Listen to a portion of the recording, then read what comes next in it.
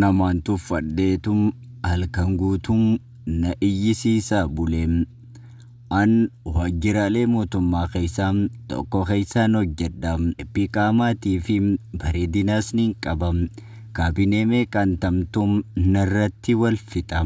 An wajjin taphachuu fi kofluu malee isaan na jala fiigan san hunda takka fuula malee qofa hin banneefi.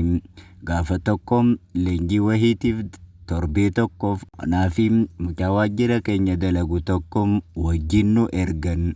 Mucaan bifaan nama diimaa bareedaadha. Hedduu nama wajjin hin taphatu. Callisaadha. Nama callisaa wajjin erganii akkamiin ta'a jeetiin yaaddawe.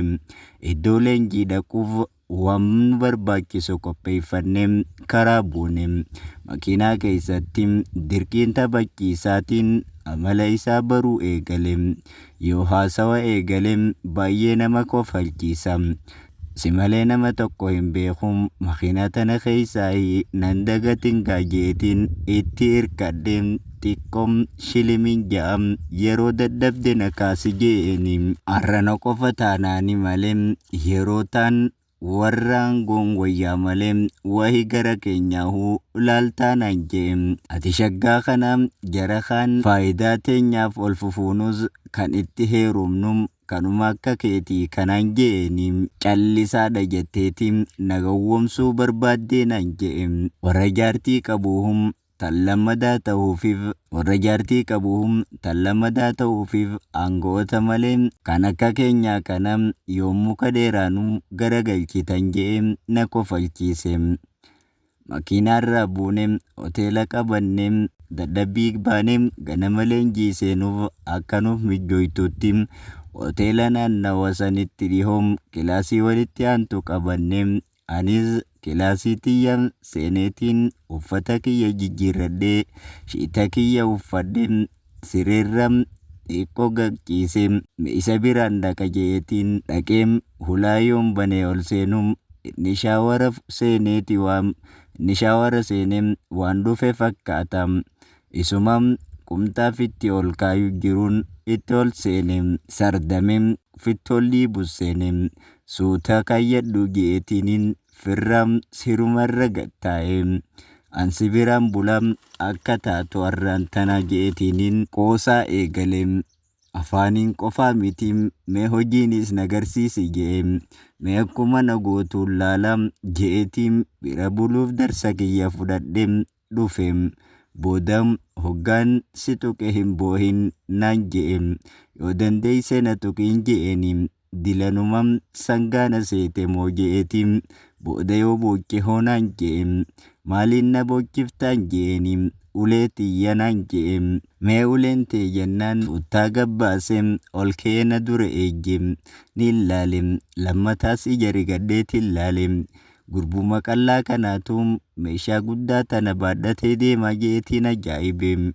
Lulluleem nattiin as deeme. Gaccibsee uffatumaa wajjin natti rirrige. Kofleetiin dura gangaladhe. Narraa ka'ee kofa ol deeffate.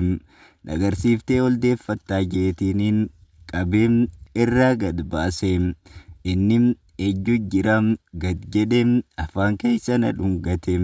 Harka isaa morma kiyyarra oofee hidhii tiyya na luguu eegale. Harka isaatiin harma kiyya naaf shukkumuu eegale. Hafuura dheeraa na baafachiise. Shiitanarraa ol maree yeroo tafatiyyarra harka oofum qaamni guutuun na weerarame. Shiita jalaa humtaa xiqqoo takka malee humaa hin qabu.